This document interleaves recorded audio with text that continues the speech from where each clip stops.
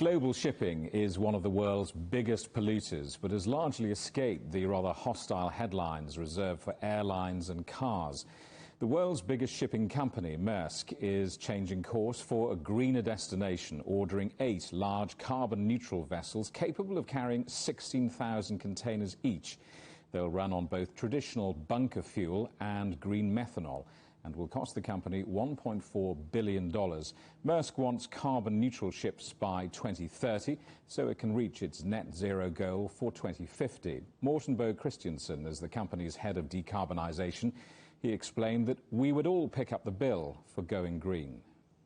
I think actually it's a really good collaboration between us, our customers, and also the other partners in the value chain, so our suppliers, the engine builders, the shipyards, and so on.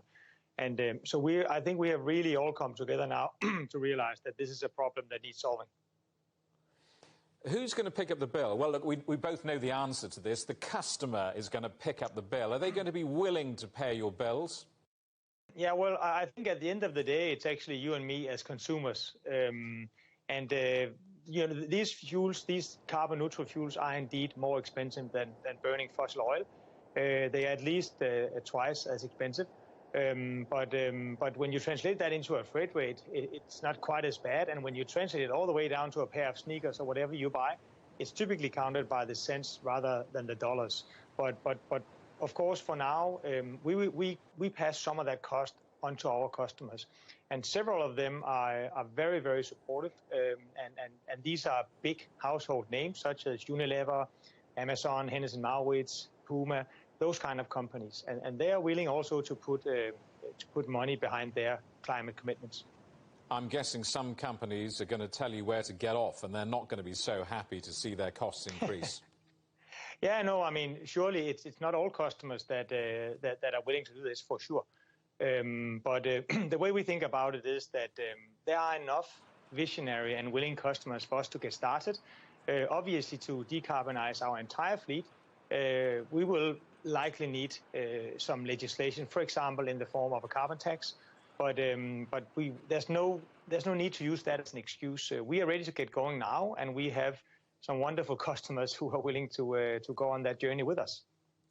Isn't one of the other answers that we're not talking about in all of this to simply reduce shipping so much stuff around the world and to make goods more local to the markets?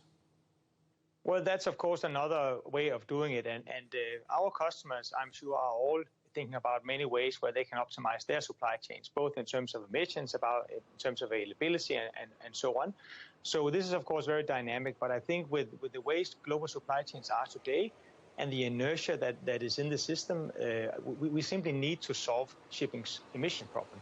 Because we believe that the ability to run global supply chains is a good thing for our customers. It's a good thing for many, many communities around the world. And therefore, we want to do our part to decarbonize shipping and supply chains. So instead of pouring this terrible, smelly bunker oil into your ships, it's going to be methanol instead. Is there enough methanol being produced around the world to supply your project? Well, it's not just going to be any methanol. It will have to be green methanol. So either so-called e-methanol, which is a derivative from the so-called power-to-X, or biomethanol made from sustainable biomass. And the answer to your question there is definitely no, because there's almost none around today. And that is really the big challenge we have here, because in terms of designing and building the vessels, that's relatively known technology. It's about engineering, and that'll get done. The big challenge here is to scale the production of the carbon-neutral fuels.